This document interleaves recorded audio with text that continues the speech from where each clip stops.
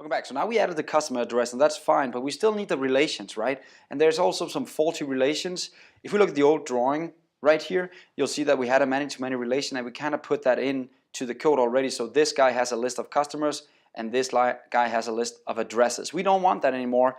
We want to instead switch so that this guy has a list of customer addresses, and this guy has a list of customer addresses. So we have to go and change that. We also have to say a customer address has one address, it has the ID, but we also want the object in here and a customer ID, and it should also have an actual customer object in here. So let's go and figure that out in the code. First of all, we want a customer in here, an actual customer, so we can use that later on if we want to pull out all the information about the customer instead of just his ID, right? So we're going to add that here. We're going to add a customer, just call it customer, and we're going to add an address and call it address. So another property here, address. There we go, and let's call that address.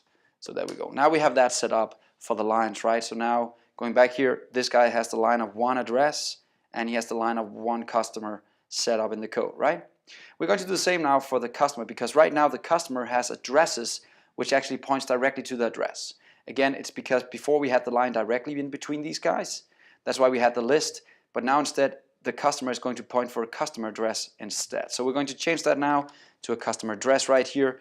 We can keep the name addresses, that's fine actually, but he's going to point to a list of customer addresses instead in the entities. Okay, that's different for the business object, but for now in the entities, this is how it's going to look. We also have to look at the actual address, because right now he has a list of customers, and of course that's the same problem, so we have to switch that into an address customer address, so that it's a list of customer address instead of customer. Come on, chill man, chill. There we go. And we can call that customers as well, that's fine.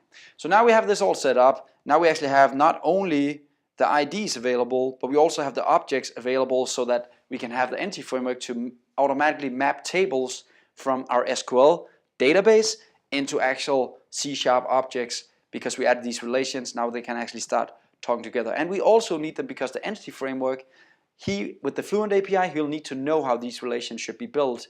And that's what we're going to do next lesson. See you next time.